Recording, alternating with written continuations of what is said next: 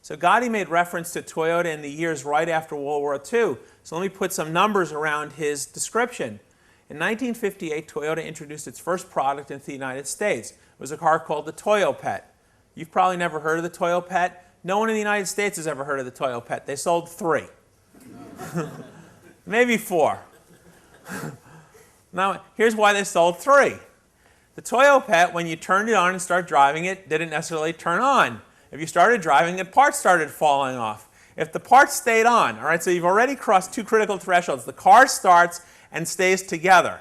You got to a hill. Now, bear in mind, Toyota's selling cars in California, which has a lot of hills. You get to a hill, and you start going up the hill. You discover your odds are better of going up the hill in reverse. Hey, honey, is there anything behind me? Now, all right. If you live like I do in places with small streets and a lot of stop signs, if you have to turn around to go up the hill, not so bad, but California has freeways. So imagine being on the 1 here or some other freeway where you say, hold on, stop the track, I got to go backwards. Anyway, that's why Toyota sells 3 cars in 1958, 1959. They don't start, the ones that start fall apart, and the ones that don't fall apart don't go up a hill. So that's 1958, 1959. It turns out if you'd looked at Toyota at that time, again, no one looked at Toyota at that time because the cars were so crummy. It turned out Toyota was awful at making cars. Their productivity in 1958, 1959 was 1/8 that of the Americans. So if it took an American an hour to do labor on a car, it took 8 Japanese hours to do the same labor. It's 1959. By 1962, 1963, Toyota had closed the productivity gap. And so now 1 hour by North American makers was 1 hour by Japanese makers. Now again, no one knew this. And why was that? The memory of the Toyopet. But 1973 comes around, and OPEC does a huge favor to Toyota. I don't think there was any collaboration on this one or collusion, but it was a huge favor. What they did was they raised the price of oil. And Americans are driving along in these gigantic cars. And of course, when oil is, or gasoline is 20 cents a gallon, it's no problem. You pull in, you fill it up. Here's $1. I keep going. When gasoline prices go way up, people say, I can't drive these big cars any further. Toyota says, well, we got little cars because we're in a little country with little streets and little people, and we've got tiny little cars. And so a couple of Americans say, well, buy your tiny little cars as an experiment. They don't remember the Toyopet. They get in these cars, and they're delighted. Because these cars, first of all, they're affordable. That's the productivity deal. And they're driving them along. They're very fuel efficient. And in 1973, there were these enormous fuel lines. You could buy gas only every other day. And once you got online you had to get, and this was the irony, the lines were so long, you had to get online with half a tank of gas.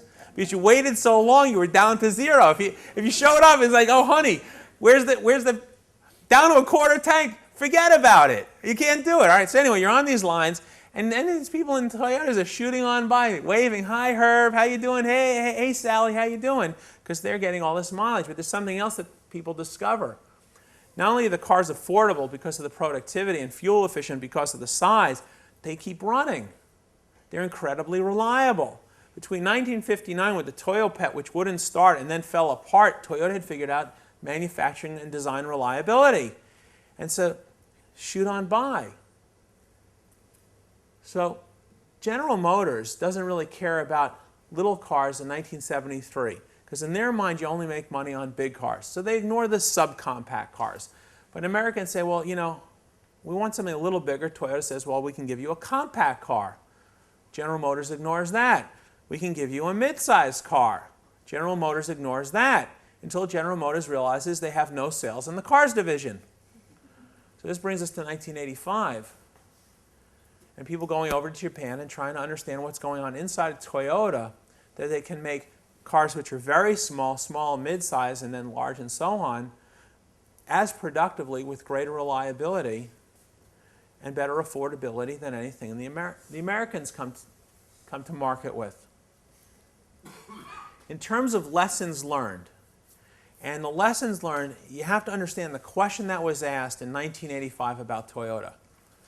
What are they doing that their factories run so well? They run so well because they're productive. They run so well because the quality is good. They run so well because the product is reliable. what are they doing that they run so well? All right, and the reason I'm going to emphasize that question is we're going to come to a very different question later on. But when the question is asked, what do they do when they run so well? The short answer is that they figured out how to take processes which are incredibly chaotic and make them stable. So the first way to make processes which are chaotic and make them stable is take things which are isolated. A department of drilling over here, polishing, paint, shipping, everything isolated, and create a process out of it. Now let me just give a little bit of explanation on this. The traditional approach to organization is organized by function, organized by specialty, organized by discipline. And then, when work comes in, have the work go to the specialist, have the work go to the function where work has to be done. There's good reason for this in a factory. And you see this in high tech. The equipment is very, very expensive. So if you're going to buy equipment, better to buy big things than little things, because you can make a lot more with big things than little things. That's one. The equipment is very complex.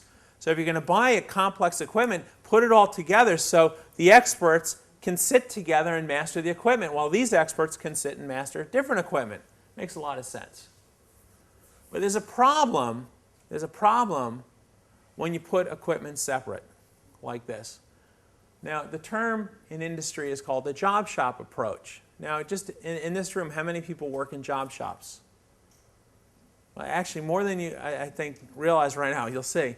But who has a kitchen at home? Anybody have a kitchen?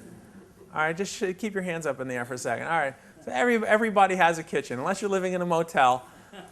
Actually, I've been in places where there are so many good restaurants which I wouldn't have a kitchen, but Boston's not one of them, so we have a kitchen too. All right, who likes to cook? All right, keep your hands up. They're way up for everybody else, for those way up. All right, who likes to cook with their spouse? All right, and a fewer hands. Who likes to cook with their spouse and their kids? All right, we're down to one. All right, so about 1% of the population of the people who like to cook with other people in the kitchen. Now here's the thing about not wanting to cook with your spouse. Most of us, unless we had an arranged marriage, most of us married someone because we loved them so much we wanted to spend the rest of our lives with that person. All right, and that's where you get all romantic, and the flowers and the rings and the wedding and all this stuff. You know, because I love you so much, dear, except in the kitchen. I don't want you in the kitchen with me. And why don't you want your spouse, again, I love you so much, I want to spend the rest of our lives together in sickness and health and richness and poor, whatever it is, forever except for in the kitchen. Why don't you like to cook with your spouse? Why not? We won't share the record. What? Sharp knives. Yes, but why are the sharp knives a concern? Because they're an idiot in the kitchen, right? I mean, it's true. I don't care, how many degrees your spouse has, how intelligent they are, what they do with the kids or on the job. Doesn't matter if your spouse is an idiot in the kitchen. Because when you go to wash the lettuce, they want to wash the chicken. When you set the oven at 350 degrees Fahrenheit to bake some bread, you show up and it's 425 to broil something. You walk over here and they've taken the mixer and they've got something else in there. I mean, forget about it if you keep a kosher kitchen. Well, all of a sudden you walk in to cook a chicken and it's dairy all of a sudden. All right, forget that. All right, that's not for most people. All right, and you say, my wife, my husband is an idiot. They're always in the way. Well, that's what happens in a job shop approach, that you bring a job in and it's perfectly fine. It's flexible. You take it here, you take it there, it goes over here, it goes over there, until the next one comes in. And the problem when the next one comes in, the red and the blue, is that the red one gets in the way of the blue one, and the blue one gets in the way of the red one. It's just like your spouse in the kitchen. So people go over to Japan, and they discover they've organized their kitchens differently. And again, this is a good crowd. It's like the kosher thing. The dairy's over there, the meat's over there. But it's even beyond that. It's that you walk into a kitchen, and try this at home if you don't like cooking with your spouse, but you like cooking, and say, honey, before you start cooking, what are you going to make? And they tell you what the dish is. And they say, what ingredients do you need? You take them to that side of the kitchen, I'll take my ingredients over here. What equipment do you need? Which forks, which spoons, which spatulas, which ladles. You take yours over there, I'll take mine over here. Do you need the oven? I do. I'll use the toaster oven. Do you need the stove top? I'll take the left burners, you take the right burners.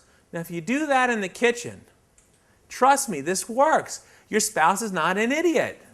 It's amazing. It's like to get a brain transplant just by separating the kitchen in half. People go over to Japan, and remember the motivation is half in, twice out. Well, they discover if you divide up the work and then put the equipment in the order it wants to get used, in the order the product wants to get made, you close the gap on half in, twice out. Before we move on a little bit, everyone has a kitchen. Who's ever gone to a hospital? All right, taken someone to a hospital. Hospitals have this approach. You walk into a hospital, you say, oh man, my knee hurts. Who takes care of knees? And you'll see an orthopedics department. You say, all right, yeah, well, I got those people. But it really hurt. Anesthesia's over here. There's a lot of swelling. I wonder if there's a drug I can... Pharmacy's over here.